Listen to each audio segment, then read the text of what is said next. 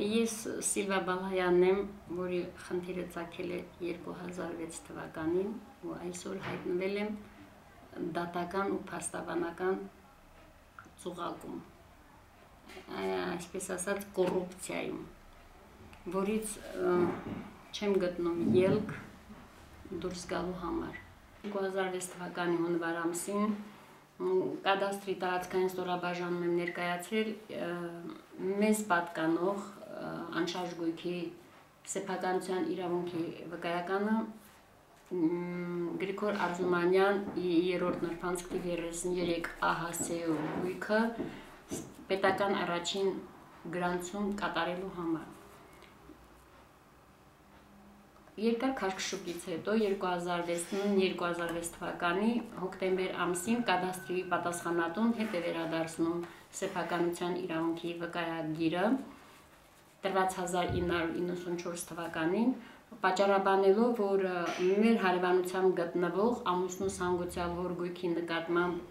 իրականացված է նոտարական գործարք ու դա խոչընդոտել է կատարելու մեր գույքի պետական գրանցումը։ Կասկածանքներ առաջացան նոտարական գործարքի օրինականության նկատմամբ, որի հիման վրա ամուսինս, որը հավակնություն չի ունեցել հանգուցյալ հոր գույքի նկատմամբ ժառանգություն ստանալու, մտադրությունը փոխել ու դիմել է նոտարական տարածք ժառանգություն ստանալու համար։ Իդեպ նոտարը ամուսնուս ազգականը լինելով մերժել է նրան,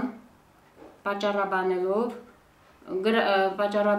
որ ժառանգությունը ստացել են ընտանիքի մյուս անդամները, մայրը եւ եղբայրը։ Ամուսնուս պահանջով նա գրավոր մերժում է տրամադրել, որտեղ նշված է, որ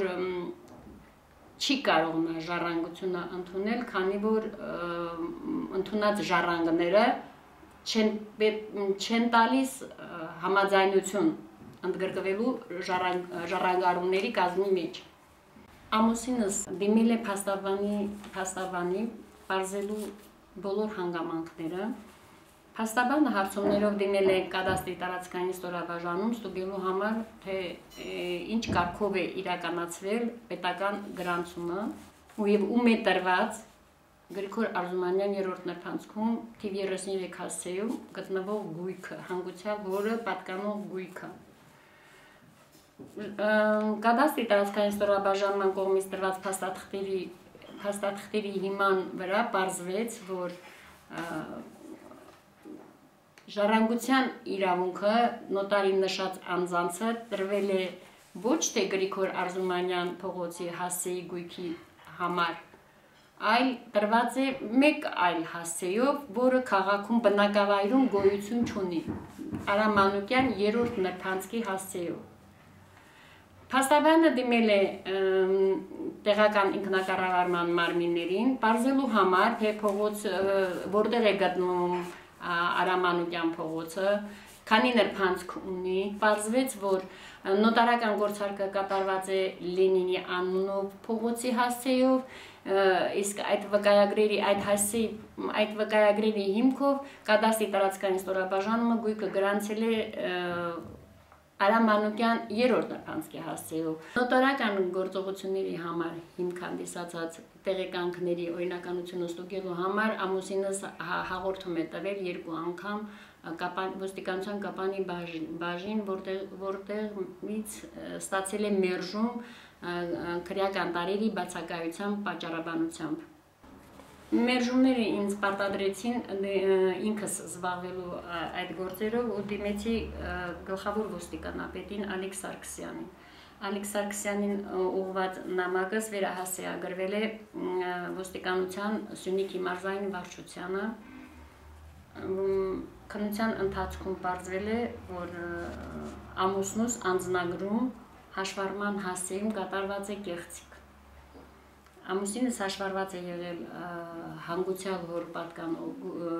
ՀԱՍ-ում, գույքի ՀԱՍ-ում,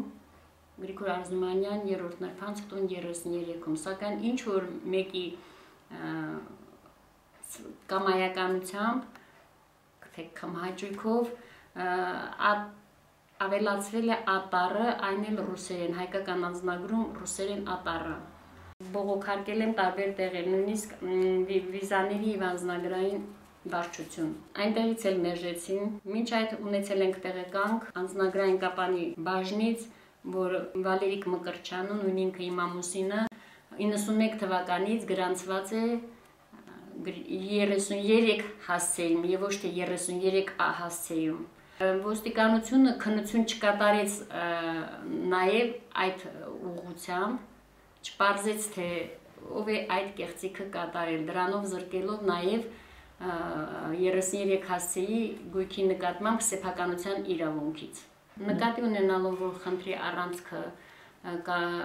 առանցքը դա նոտարական գործարքն է եւ գույքի պետական գրանցումը, բնականաբար դիմումներ եմ հղել կադաստրի պետական կոմիտեին եւ արդարադատության նախարարությանը։ Արդարադատության նախարարությունից ես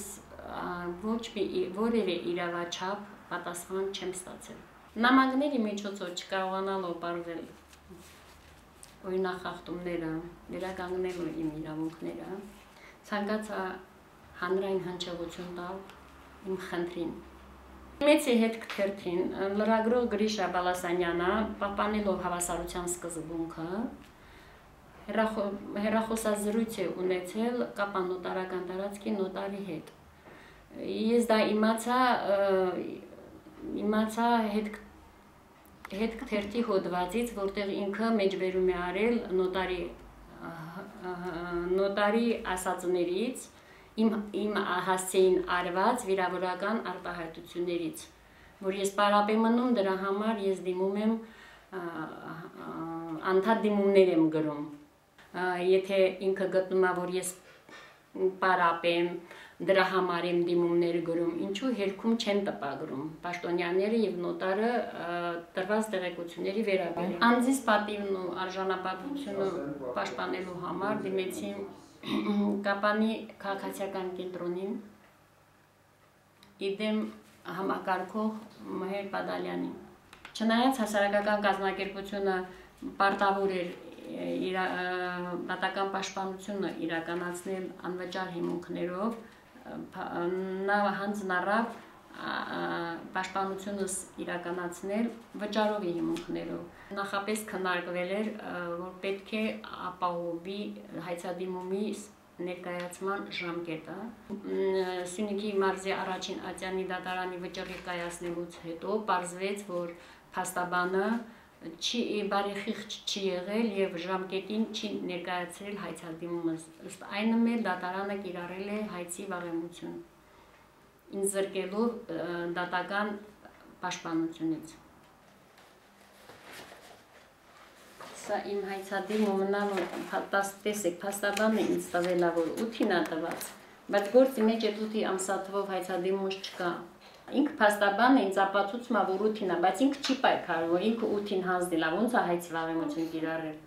14-ին են ասում, բայց գործի մեջ այդ 14 ամսաթվով հայցադիմումներ չկա, նոր 21-ին է հանձնած, տեսեք ինչքան ուշացումով, դա դիտավորություն է, չէ։ Տեսեք, Վերաքնիչ քաղաքացիական դատարանը, կասկածանքս որտեղից է, Վերաքնիչ քաղաքացիական դատարանը վարույթ է ընդունել, բայց ես ծանոթություններ չեմ ստացել, 2 դատական նիստ է կայացրել, բայց ես ծանոթություններ չեմ ստացել դատական նիստերի վերաբերյալ, որը կասկածելու տեղիք է տալիս, որ իմ փաստաբանը բողոքարկել է իմ վճիռը։ Վերաքնիչ քաղաքացիական դատարանը սևագրության թղթի վրա ինձ ուղեկցող գրությամբ վճիռ է ուղարկում։ Տեսեք, գրած է ինչ գործով։ Ստեղ էլ տեսեք ուղում է առաջ շտրիխով, որը ներկա ժամանակ, եթե համակարգիչի մեջ սխալը ուղում է նորից տպում է քուր թղթի վրա, տեսեք սևագրությունը ստեղ ձեռագիր երևում է, մատիտով գրված է, հետո ջնջված է։ Նայեք, դատավորները քսերոքված ստորագրություններով վճիռ են ուղարկում։ Եվ առանց ծանուցագրերի։ Տեսեք, որոշում բանի էջի վրա կնիքը չկա։ Նայեք, առ այսօր ինձ չի հաջողում պարզել, թե ինչպես դատական վարույթում կապանոտարական տարածքի նոտարը Վիեննա Հայրապետյանի փոխարեն հայտնվեց քաղաքացի Վիեննա Հայրապետյանը։ Ունեմ կասկածանքներ նաև այն վերաբերյալ, որ դատարանները պատվի եւ արժանապատվության վնասի փոխհատուցումը գնահատել են որպես գույքային վնաս եւ պետական турք են հաշվարկվել, այժմ էլ ինձանից գանձվում է գույքային վնասի համար։ Այն դեպքում, որ ես որևէ մեկին գույքային վնաս չեմ հասցրել։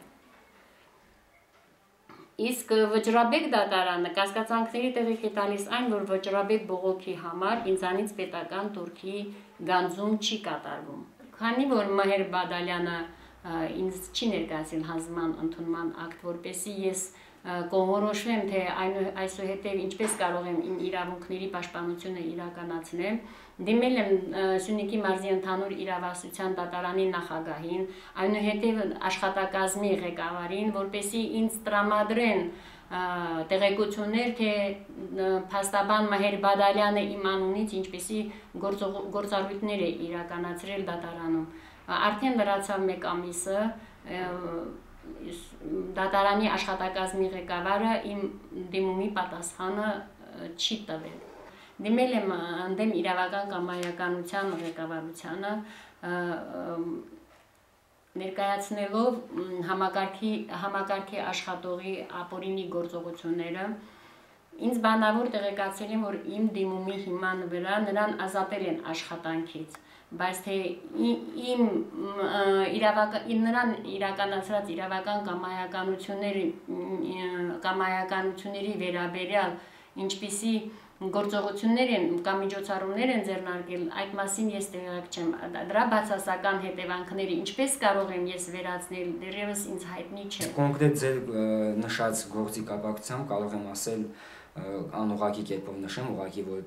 մեր վերադասի կողմից, կոնկրետ ընդդեմ իրավական կամայականության հասարակական կազմակերպության տնօրինության հանձինս իդեմս պարոն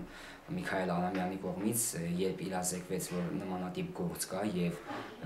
մեր կենտրոնի աշխատակցի կողմից որոշակի գործառույթներ են կատարվել, որոնք ըստ երևույթին չեմ ցանկանում ես ինքս գնահատական տալ, այդ օրվանից սկսած տնօրինության կողմից, այսինքն վերադասի կողմից միջոցառումներ ձեռնարկվեցին, ներկայությամբ այդ աշխատակիցը չի աշխատում Կապանի քաղաքացիական կենտրոնում եւ կարող եմ ասել, որ իդեմս պարոն Արամյանի այնքան մտահոգություն կա այս գործի կապակցությամբ, որ մեզ անձամբ հանձնարարվել է եւ ցույցում է տրվել ամեն առումով աջակցել տվյալ քաղաքացուն այս գործի կապակցությամբ ուղղակի երևի թե մեր կազմակերպության որոշակի գործառույթներից ելնելով շատ բան դեռևս չեմ կարողանում անել, որովհետև դուք արդեն գործին երևի թե իրազեկ եք, տեղյակ եք, որ գործը գտնվում է վարչական դատարանում եւ դատարանում ներկայացուցչություն ապահովելու համար, ինչպես նշեցի, մենք չունենք փաստաբան։ Ցուցադրած թղթերը ընդհանրապես իմ ունեցած հավաքագրած թղթերի չգիտեմ, որ 1/10 մասն է, ավելին գտնվում են տարբեր ատյաներում, այսօրվա դրությամբ ես ունեմ մի շարք տեղերում հարցումներ, դիմելով պետական տարբեր մարմինների, դիմելով իրավապահ մարմիններին, դիմելով տեղական ինքնակառավարման մարմիններին համոզվեցի, որ Հայաստանում օրենքը չի կիրառվում։ Ես պահանջում եմ օրենքի կիրառում, ես պահանջում եմ իրավունքի պաշտպանություն, ես պայքարում եմ բոլորի համար։